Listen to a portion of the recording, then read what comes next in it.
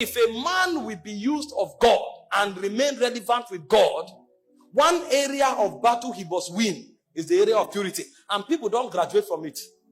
It is a kind of warfare called the battle of attrition. The way the devil fights it is not just to fall you. It's to weary you until you give up. Because it's not just about falling. You can fall and rise 7 times. So long as you still believe you can be pure, the devil knows he has not won the battle. So it's not that you fornicated or you didn't fornicate. The idea is actually not to fornicate. But most importantly is to come to the point where you tell yourself, I can live holy, I can live pure in a perverse generation. Because what the devil wants to achieve, and the reason why you fall every 3 months, is to get you to the point where you give up and say, Omo, this thing no dey possible. And then you even start suspecting that there is nobody who is truly pure, that everybody is just acting. The devil brings you to that defeatist mentality where you think and assume that it's impossible to live pure. And because of that, you now create a new doctrine. God accepts you as you are. God will accept you as you are, but God will not work with you as you are. You'll see new doctrines that righteousness is a nature, it's not an act. Because they have fought this battle, they feel it's impossible. And so they weaponize it and makes it a doctrine, and that doctrine enslaves many. There are many churches today where immorality is normal. In fact, there is a system of managing it. If you come, you can point at many who are living in it. Pastor is managing it. In fact, there are many quarters today where cohabiting is natural. They feel it's a normal thing. It's a normal thing to just, a boy can just move into the house with a lady, or a lady move in with a boy, and they are living like husbands and wife, and it means nothing to them. It's normal. When you are going to minister, nobody is holy. All you need to do is just to ask God for mercy, because all of us, we are work in progress. And so they legitimize iniquity. Today we have thrown morality to the gutters. Look at scriptures and find out men who captains the move of God. The Bible spoke concerning Joseph in Genesis 39 verse 9. A woman of a big man in the city threw herself at him. Those days, when you are a man of means in society, you marry the best of women. Just the same way you ride the best of horses. And this woman threw herself to Joseph. Do what you want with me. I am all yours. And Joseph asked himself a question. How can I do this evil and sin against God? How can I commit this kind of evil? Nobody was seeing, but he knew God was seeing. I can't do this. The woman threatened him. I will not do it. In our generation today, we'll be the one going to pray, Lord, this temptation in this house. Hey, help me, oh, help me. What kind of temptation is this? Temptate what? The things that should attract anger from our spirit is what we are calling temptation.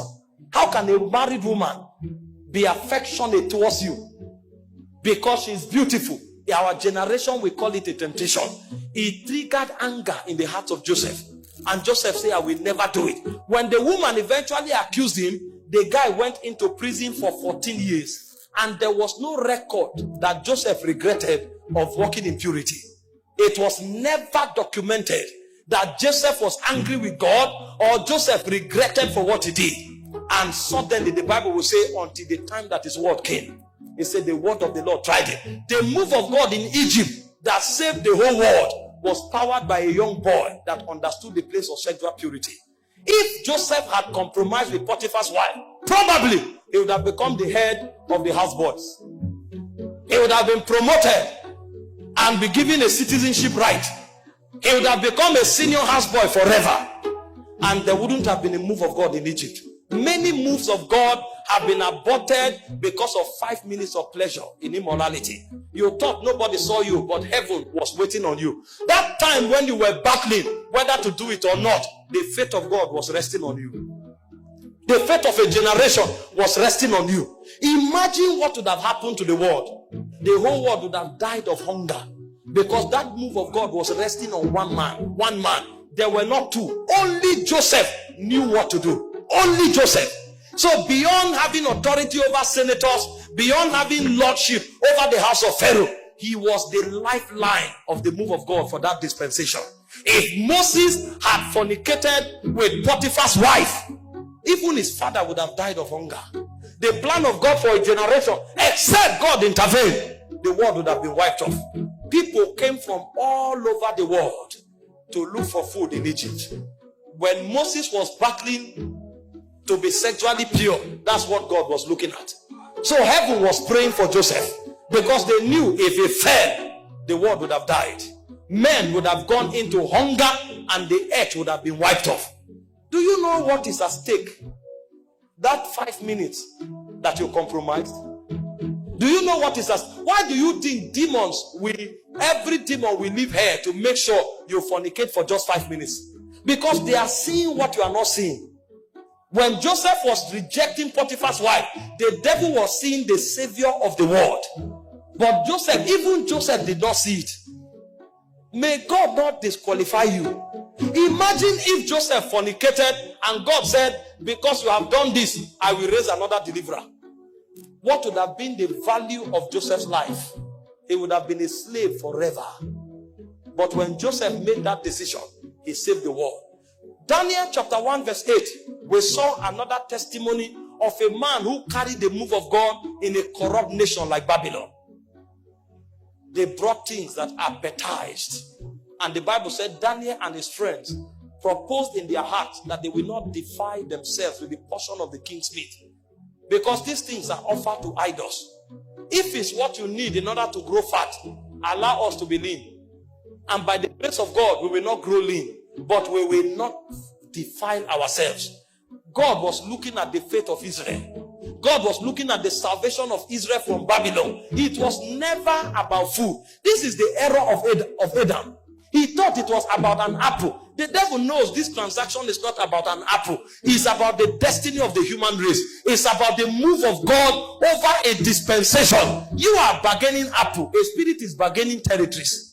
You are bargaining apple. A spirit is bargaining the destiny of millions. Who told you it's an apple? You think the devil will come to you to strike a bargain with you about an apple? Do you know how busy the devil is? The Bible said the devil is running to and fro the earth. A being that busy, you think he will come away from his busy schedule and is arguing with you for 1 month just to sleep with that lady because of the pleasure? There's something he's seeing that you are not seeing.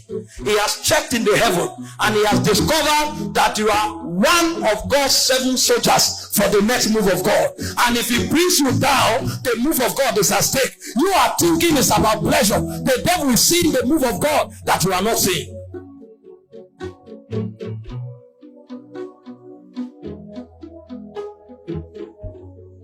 May God open our eyes to see what we represent in the move of God. Some of you who are sitting here now, you don't even have food to eat. But in the next 5 years, you are the one to supply food to Christians in Gombe. And you didn't know it's part of your agenda. Because when the move of God starts, there will be a need for somebody to man the gate of supplies. And you are the one heaven has chosen. And the devil have seen that if you are not there, many will die of starvation. And he has come 7 years before and projected an agent before you. The boy comes with a well-carved beard. He has spent 2 years in the gym, built his chest, and is coming to you in the evening with singlet and well-carved beard. And you are going to your room, you carry his picture, you are smiling, he sends you a message, you are beautiful. If you want to know, go to the mirror. The mirror too will tell you the same thing.